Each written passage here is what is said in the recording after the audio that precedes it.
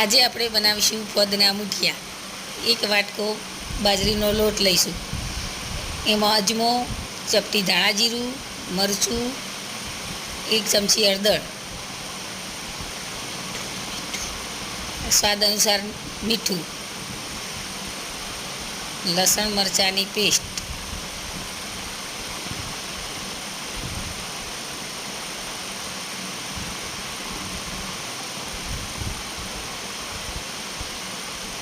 ફોદ નાખશું।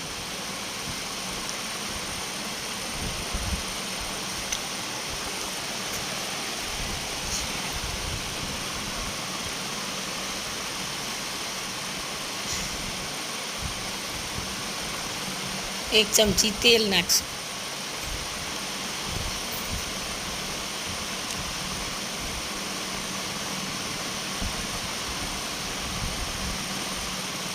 હવે તેને મિક્સ કરી અને લોટ બાંધી દઈશું।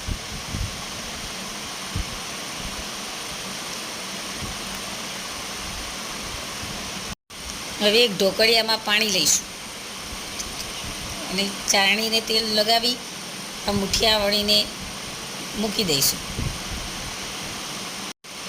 15 થી 20 મિનિટ ચડવા દઈશું।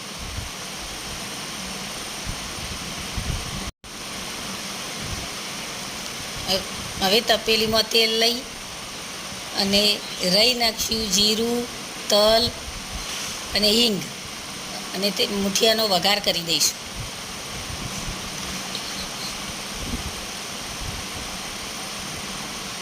મુઠિયા નાખી દઈશું અને તેને મિક્સ કરી દઈશું।